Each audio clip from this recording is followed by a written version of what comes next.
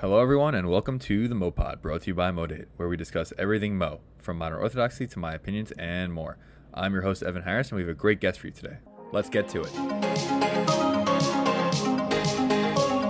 Today, we're sitting down with Danielle Aronovitz. How are you? I'm good. How are you? I'm good. So, for this specific bundle, I'm going to ask the same question to everyone that comes on. Do you consider yourself a shadchan? I do. Okay. And connotations does the word shadchan have to you? I think when I first heard the word or used the word, everyone kind of thinks they're back in a shtetl in Europe, where there's, a lady in a town, probably with some sort of head covering, sitting on her porch, and people are coming to speak to her. And that's how I think of a shadchan. Back more of an old world matchmaker, like Fiddler on the Roof. Okay, so before we get into it, let's dive into your background and how you got involved in shadchanos in the first place. Where are you from, and what do you do? Okay. I would say it was January 2019. I woke up on a Shabbos, and I said to my husband, I think I want to be a shadchan. He said, perfect. It's right up your alley. You're a people person. Try it. So I live in Woodmere. I have a husband and 4 kids. Our oldest just got married. I actually was his shadchan. I guess I can add that to my number of how many I've made, including my own and my husband's. I also set us up. So I guess this actually happened like almost 29 years ago, but who knew this would explode into a booming business. I just looked around and I said, singles are not able to meet. There's no place to meet. There's so many rules. And I said, why not try to help people? My first profession and my current profession, which with matchmaking, is I'm a speech language pathologist. I work with special needs children, ages 2 through 21. I've had also some adults. And I think a lot of my sensitivity and empathy and understanding people, all those years with language disorders and speech disorders and coaching families and helping them, carries over into the matchmaking shadchan business. When you deal with special needs individuals and parents, everyone has, the list, their checklists of things that they want, and everyone has checklists. And I always used to say to parents, pick 3 things that you would like us to work on. And when you look at an actual special ed document, which is a legal document, we only give individuals 3 goals. And I carry the 3 over to when I meet with singles. Tell me the 3 non-negotiable wants that you are looking for in a spouse. So there's a lot of carryover, and it's been quite a booming business since 2019, especially when COVID hit. Okay. So just to touch upon a few things you said there. Yeah. First, you're called it twice a booming business, right? What do you mean by calling it a business? It's a business in the sense that, first of all, business busy. It keeps me quite busy. Mm-hmm. When you're working with a shadchan and a professional shadchan, I set up like a business plan, what I expect from my singles and then what my singles should expect from me. I really am on call 24/6, minus Shabbos, but on Shabbos, my brain keeps working anyway. And halachically, when you're dealing with a matchmaker and a matchmaker makes a match, there's something called shadchanis, which could be, you can give a shadchan money when a match is made. You can give them a gift. So it really is a business. And I do have a business plan that I lay out pretty clearly when singles call me. And it's developed over time as I guess I get 40 plus calls a week of, singles or their parents looking for help. Gotcha. So I think that a lot of people in modern Orthodox circles, which we're both in, kind of have an issue with this idea of shadchans being a business, because then it kind of comes to, oh, are they just doing it for money? And at that point, it goes from something that seems like it should be like a nice thing to do to kind of a job. So how do you deal with that when people say things like that? Um, I think once people get to know me and see my dedication, they see that it's work. It's a lot of coaching. It's a lot of planning, listening. You're up all hours of the night. I could be traveling in Europe and I'm really never off. I'm not just the matchmaker that takes two pieces of paper and say, okay, A is good with B, and I walk away. I'm there till the end. I keep up with, I would say, most of my couples that want to be kept up with, even after they're married. But when someone's working for you, it becomes a business, but the love and care that I take for each and every single, I think that's why people trust me. From them putting their resumes together or their blurbs together or giving them really hard advice, which I think, you probably have seen with me over time.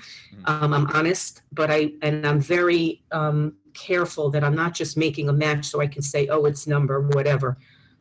I'm not looking for that. I'm looking for people to find each other and be happy and be compatible and stay together. I look at a lot of different, I'm very concerned with people's social emotional state and red flags.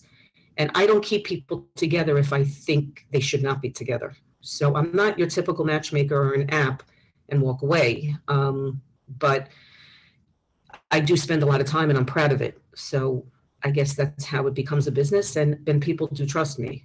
And I have people calling me even if I'm not their matchmaker.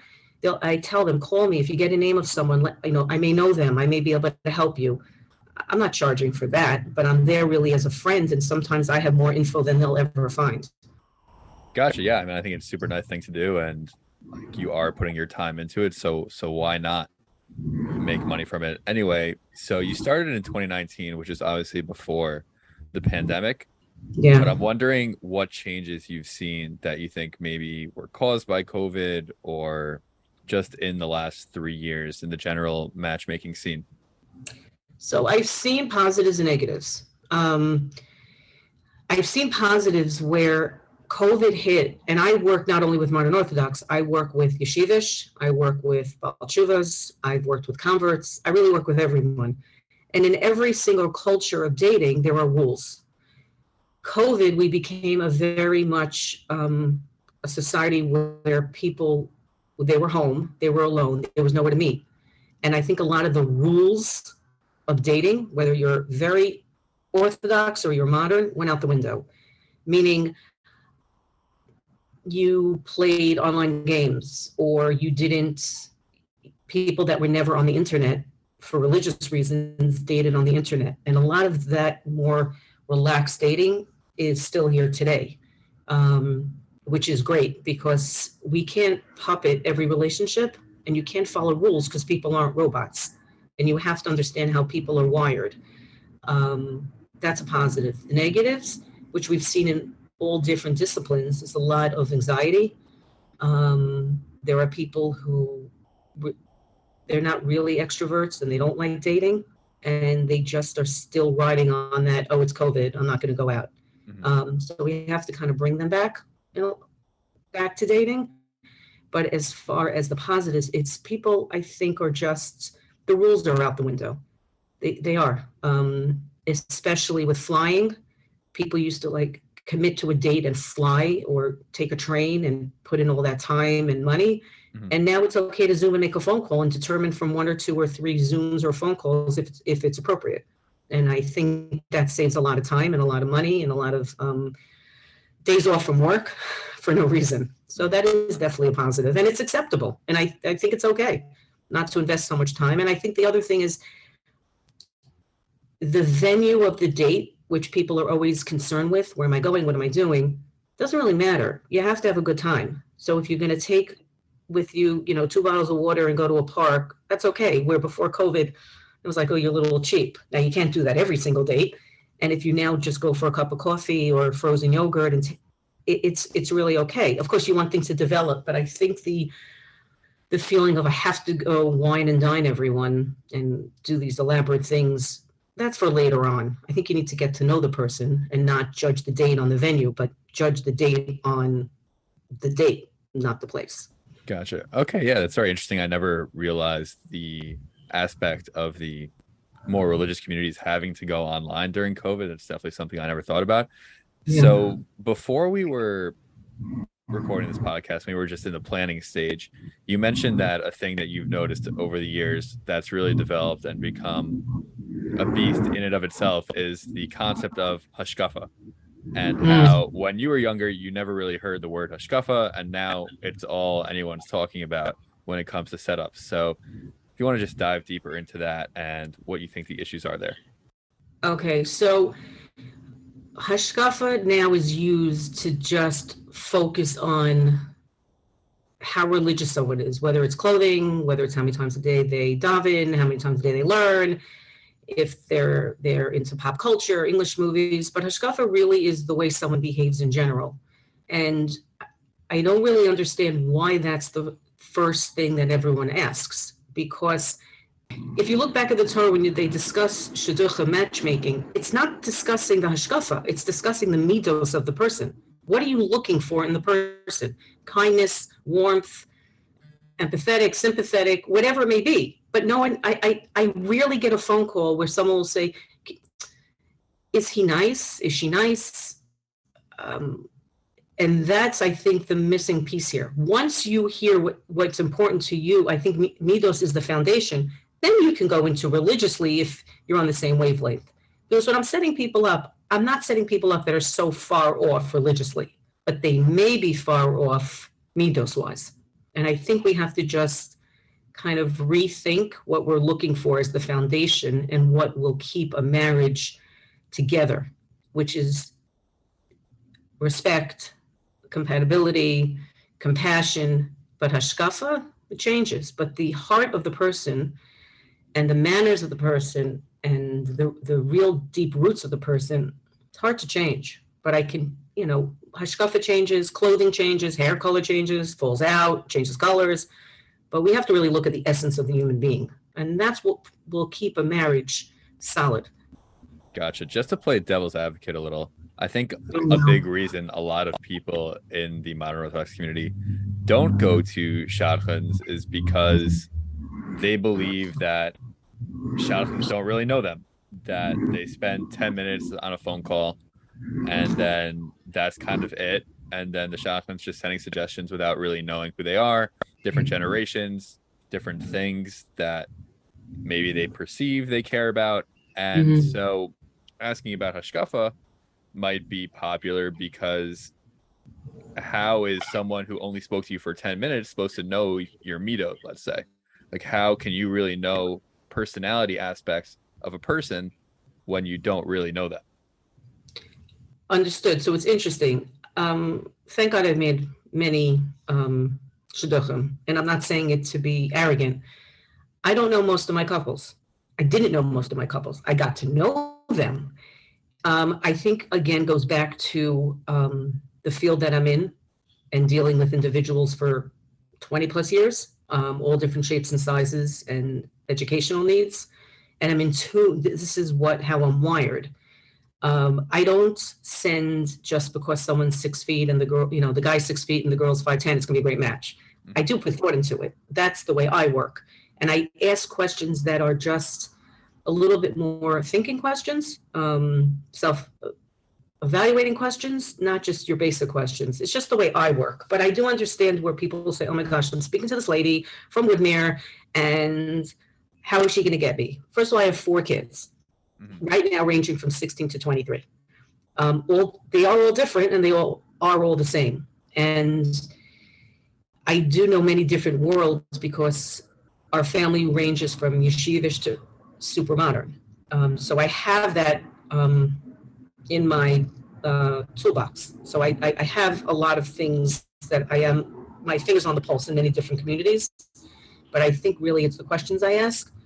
And I listen to what the single's telling me. I can tell right away if there's an arrogant person on the other phone.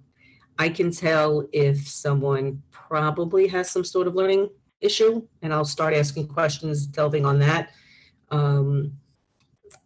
The way someone will message me, saying, hi, my name is so-and-so, I would love to speak with you. You can tell even through just a message how someone's upbringing and I guess their mitos are. But hashkafa, I do understand it, because it's very easy for you to say to me, Danielle, look, I don't daven, or I do daven, and I want this and I don't want this. That's for sure. But when I'm giving a name of a person, a suggestion, let's say to you, I'm doing it based on what you've told me and what I've gathered. And that's why I think the mitos is still important. But the hashkafa for sure is, but I don't think it's the first thing. It's a way to weed things out for sure. But when I'm sending you an idea after I've interviewed you, I have a pretty good sense of who you are. Gotcha. Okay, good to know. And I think the background really contributes to that. The fact that you're interviewing other people from your work as a speech language pathologist and you have this background definitely contributes to the knowledge of what you're doing. And it's not just some random person trying to do this whole new thing. But on that topic, do you think that a lot of people who are shadchans, claim that they're shadchans, are kind of more just throwing ideas out there, hoping something will stick? Like, what do you think the percentages are of good, honest shadchanas versus just trying to make things stick? It's a good question. I don't know, because I don't have any data on it. But I think people have very good intentions. Most people do. Most people are good people, and they see singles are really struggling, whether you're 20, 40, 50, 60, and until 120. This is really a very tough chapter to be in. So I'm trying to make it easier. Most of us are. And look, I'm going to send ideas, and someone may say, Danielle, I don't get it. I just don't understand it. So if I can back it up with data, then they'll go, oh, you know what? I'll think about it.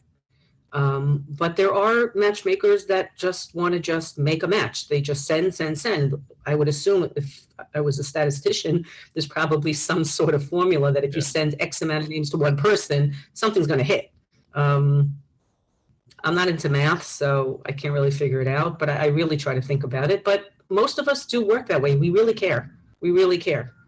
And I would say that most people like connecting with a human versus an app. No offense. But I think that we need to do everything, whether it's an app, whether it's a person, whether it's a party, whether going to shul, whether going to a kiddush. And a big problem with COVID was we probably had 18 months or so, 2 years, depending on your community. Social events were gone. Rabbis couldn't invite their young congregants. You couldn't have a kiddush. You couldn't go to a bar. Whatever it was, there were no weddings. There were no bar mitzvahs. There was no outlet. And people were really, they were starved from socialization.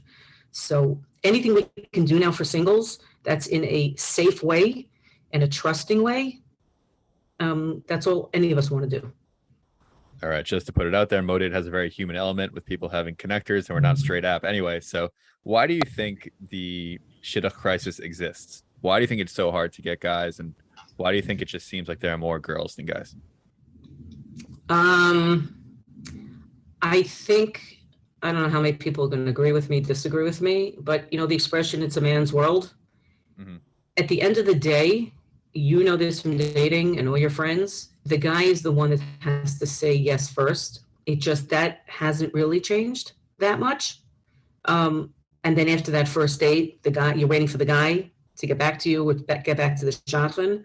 So I think a lot of guys are like, I don't really need the help, so I'm going to try this on my own.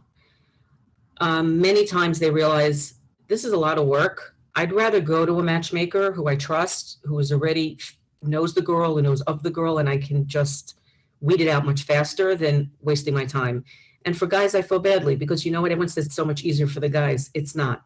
You get a zillion names.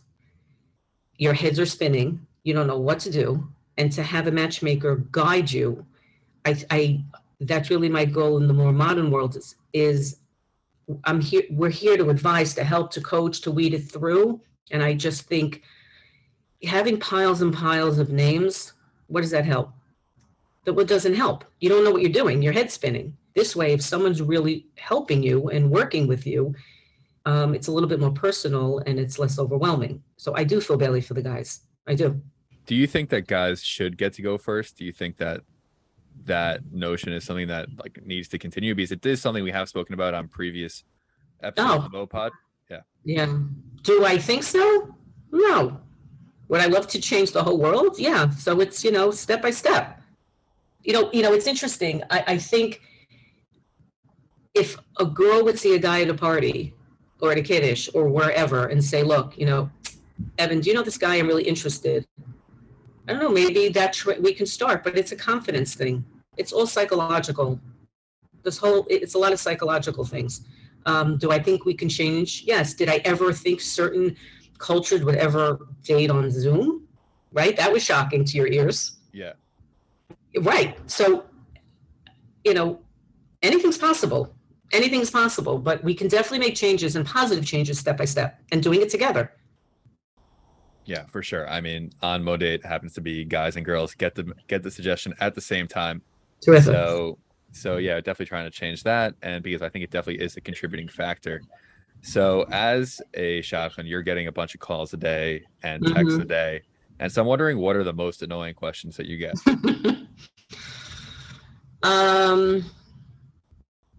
I don't know if the word is annoying or just so left field that I thought about this question before the podcast. Annoying would be how outgoing. Like, I don't know. It depends on the situation. How outgoing, how quiet. Ask me how tall, I can tell you a fact. How short, I can tell you a fact. And the most annoying, when they say, how deep is she? How deep is he? And I can tell you, after being married for, I think it's going to be 29 years. I know. I'm bad with math, so I can't really count. When the word deep, the conversation, if you think of your parents or aunts or uncles or grandparents, what's a conversation of a married couple? Dinner's at 6. It's going to be meat. Take out the garbage. What do you need at CVS? I'm going to the cleaners. When couples have to discuss deep topics, it's usually not a good thing. Meaning, it could be, God forbid, a health issue. It could be a financial issue. It can be infidelity. You need the tools to have a deep conversation. But in reality, how many couples every day have a deep conversation? So the question of how deep is someone, I can't answer that. Go on the date, play different type of word games, mind games, and you'll figure it out and see if they have the tools to do that. But how deep a person is and how outgoing, you have to go and experience it and get back to me. Yeah, deep conversations are overrated. So they give me a headache. Do you ever have days where the annoying questions or just constant texts or whatever it is make you want to stop doing this? Do you ever have that feeling? Yes, but I look at the big picture. I really want to help singles find each other and be happy.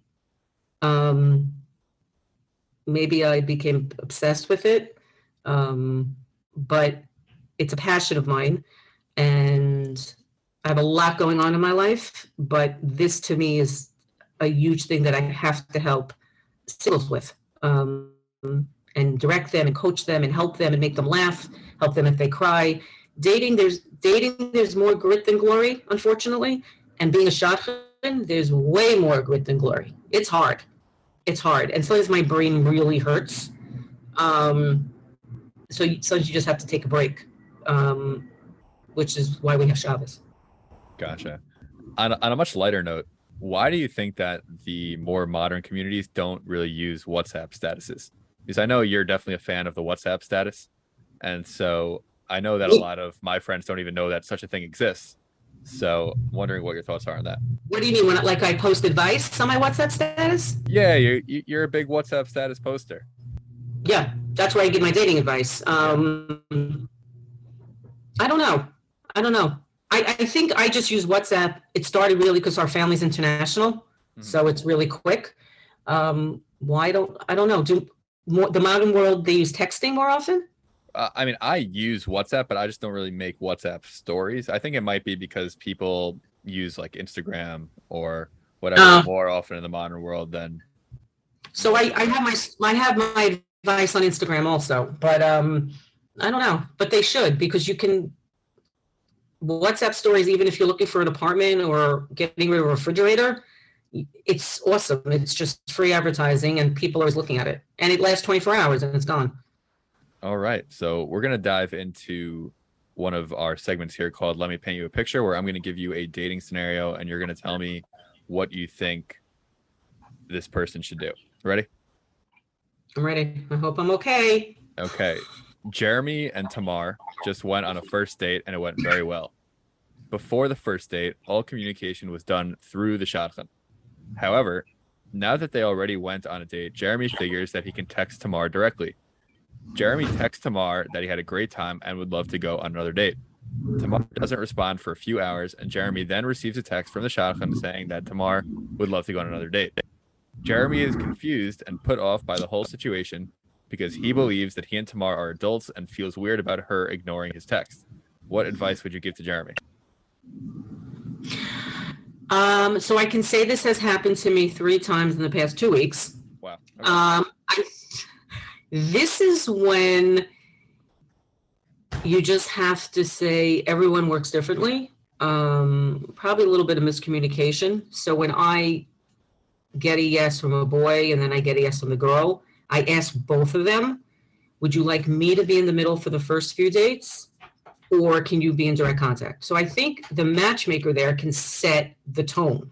Mm-hmm. When then the rules again are not set, there can be miscommunication, but it's not a big deal. And this is when you see, can this individual roll with the punches, where Jeremy will say, oh, okay, no problem, not a big deal. Or she, shouldn't say, oh, he's so arrogant. It's just miscommunication. And the bottom line with a lot of couples and a lot of dating is miscommunication.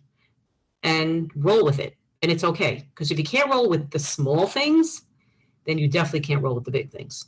But I think as with the matchmaker, that's where we come. That's where we come. That's why people like us, because we can kind of set the quote unquote beginning rules. When that awkwardness, when you go out with someone 2-3 times, you don't like him, I'm the bad guy. You don't have to deal with it. You're done, clean, delete her name, delete his name, you're good to go. So that's a good message for the more modern world to say, you know what? Oh my gosh, I didn't have a good time. I have to call her. It's uncomfortable. I have to call him. It's uncomfortable. Use us. That's why we're good at this, because I'm the bad guy. I'm the bad guy. Okay. Moving on to the MoPod lightning round. I'm just going to fire off some quick questions and you tell me the first thing that comes to your mind. You ready? Ready. What is your favorite type of soda? Seltzer. Okay. What percentage of suggestions do guys say yes to? You're asking me a numbers question. I don't know, 5%? I'm really bad at numbers. Okay. I have another one. What percentage of suggestions do girls say yes to? Oh, interesting. Not as many as you think.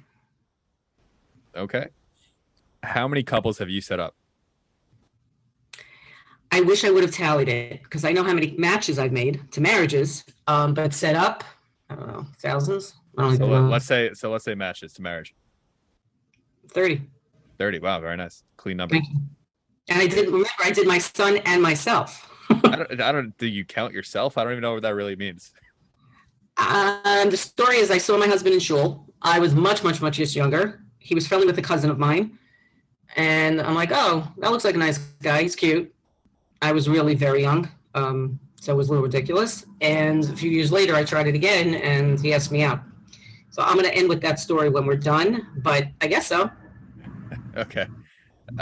Is the zoo a good first date spot? No. Okay. How many weddings do you attend a month? Depending on the season, 2, 3. Oh, okay. It's not as many as I thought. Apple or Samsung?